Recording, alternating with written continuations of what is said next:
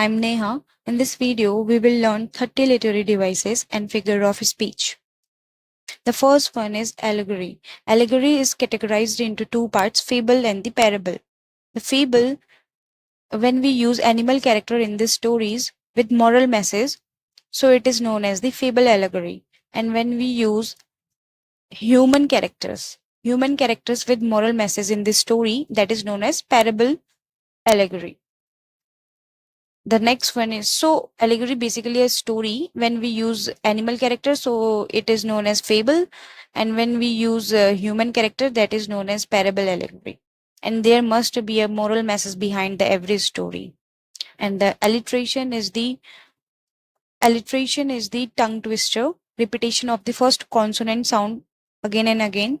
Like I'm giving an example: give Papa a cup of proper coffee in a copper coffee cup. So here C is repeating again and again. Cup of proper coffee in a copper coffee cup. So that is the repetition of consonant is known as the alliteration. The next one is allusion. Allusion is the brief and indirect reference to a person and place. It may be thing, idea, and historical representation also. Like I'm giving you example of allusion. When I say a person Romeo, that means I'm saying the person is a passionate lover. I'm not saying he is madly in love, but I'm saying he is Romeo. That is known as allusion, a big and indirect reference to a person. And that time I used person, but it may be a place, things, idea, and historical representation. Next one is anaphora. Anaphora is repetition of certain words or phrases in the every successive line. So I'm giving you an example. It was the best of time. It was the worst of time. So here the is repeating again and again. So it is known as the anaphora. If at the beginning it is repeating, it is known as anaphora. If it is repeating at the end of the every line, it is known as the epiphora. So anaphora and epiphora, two different things. Repetition in both repetition in happening, like anaphora at the beginning and epiphora at the end. Like Abraham Lincoln's quotation is government of people, by the people, for the people, of the people.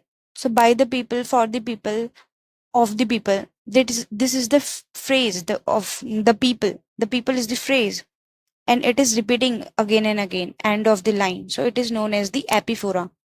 If it is about end, it is epiphora. It is about beginning, it is anaphora. Antithesis. What is antithesis? Antithesis is when we use two opposite words in the one sentence. So in one sentence, when we use two opposite things, so it is known as the antithesis. Like it is the best of time and it is the worst of time. So we are using best and worst together in the one sentence. So it is known as the antithesis. And apostrophe is the possession. Like we use comma for the ka ki ke. So it is possession, that is a punctuation mark. And other thing, it may be object, idea, and imaginary persons. And we can personify them. Like if I'm saying that John Donne's sonnet is that not be proud, so how can that be so proud? But we are saying that not be proud. So here we are personify the death. So that is known as the apostrophe. When we do personification of the object, idea, imaginary person, and it may be used as the possession also. So apostrophe is that. And seventh one is bathos.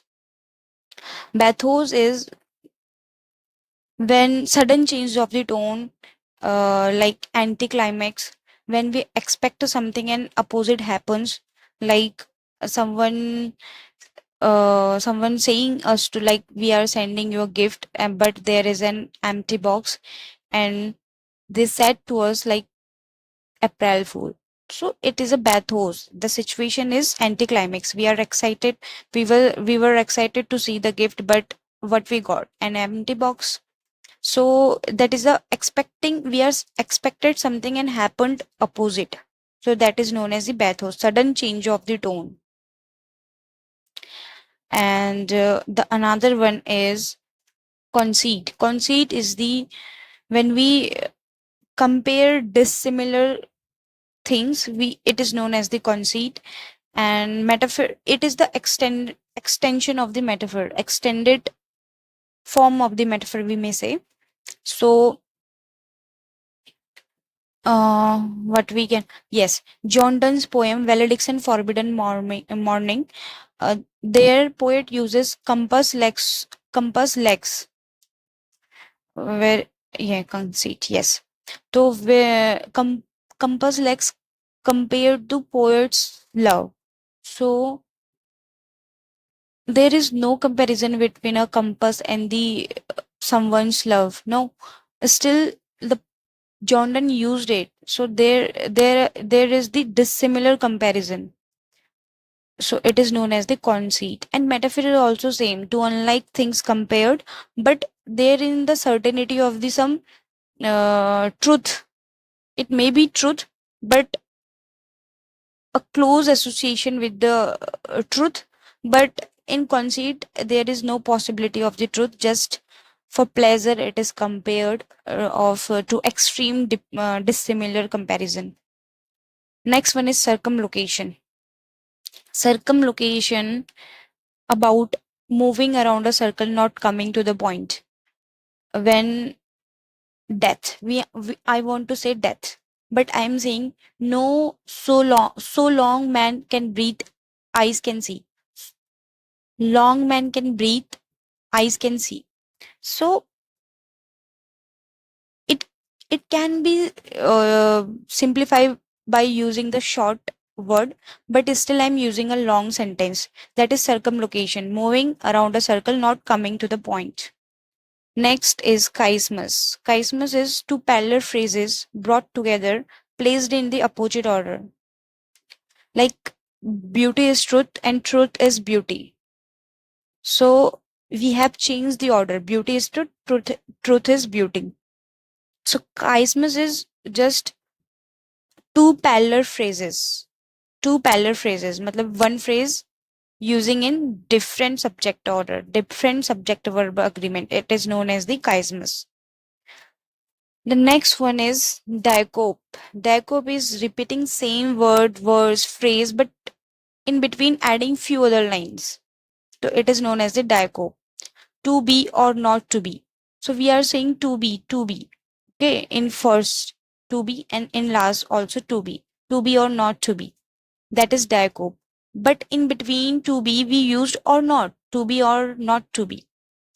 So in between, if you are using some sentences, some words in between, uh, the same sentences at the beginning, like I can give you another example. I can do it. I'm telling you, I can do it. So I said I can do it at the beginning. Then I'm saying I'm telling you. Then again I'm saying I can do it. So here I can do it repeating. It is the phrase, and I have repeated it, but in between I said I am telling you. That is known as the diacope, repetition of the same words, verse, phrase, but it would in between we I have added some few other words. The next one is hyperbole. Hyperbole is exag- exaggerate of a point to give a humorous effect, to emphasize an idea. Like I'm dying of embarrassment. No one is dying. No one is dying. No one is dying by the embarrassment. Still, we say I'm dying of embarrassment. So that is known as hyperbole. I love you moon and back. That is also known as hyperbole. कोई भी चांद तारे ऐसे कैसे प्यार में चांद तारे तोड़ के लाना है and all. ये possible नहीं है. Still we are using it. So that is known as the hyperbole. The another one is imagery. Imagery is the object action idea.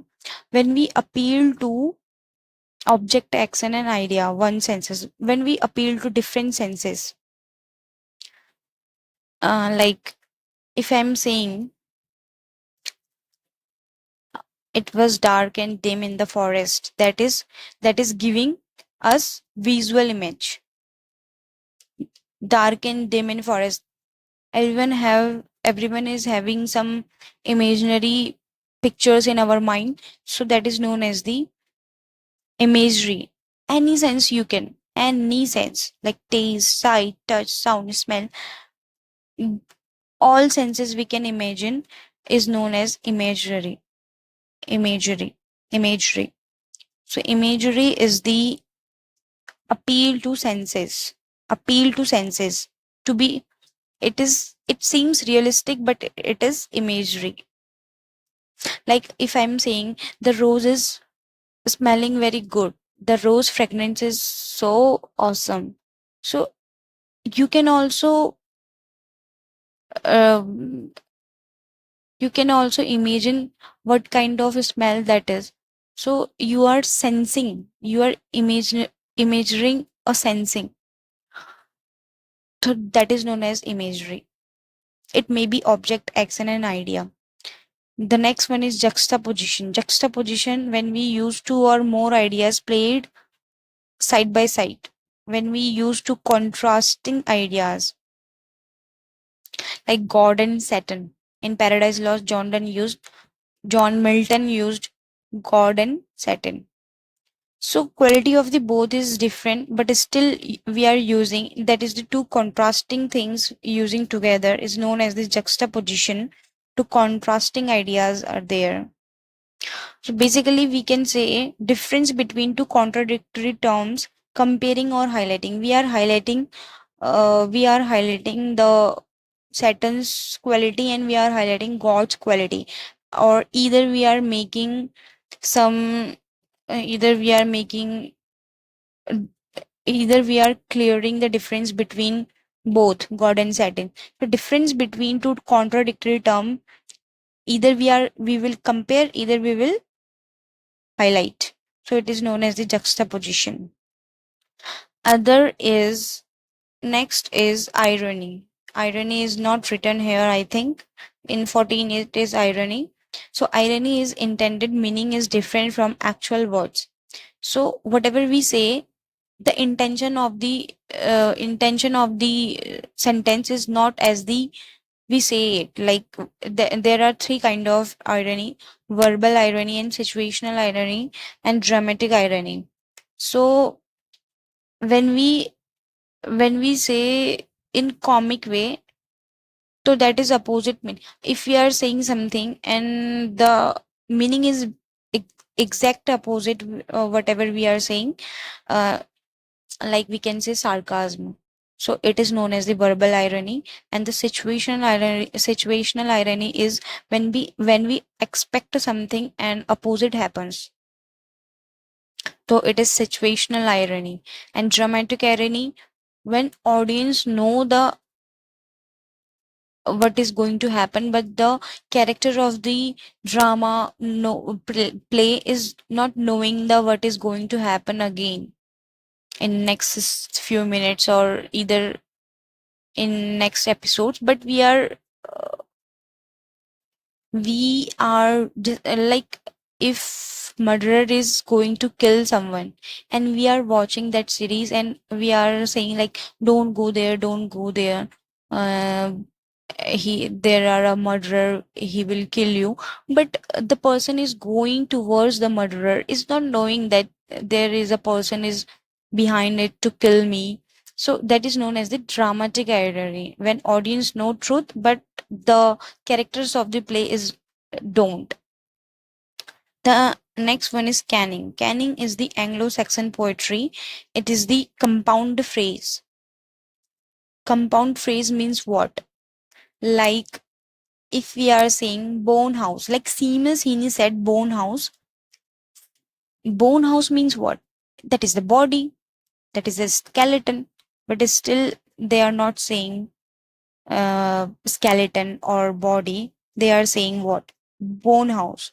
So these kind of compound phrases known as the canning. Like cancer stick, we are saying cancer stick, but it is known as the cigarette. So we are not saying cigarettes, we are saying cancer stick.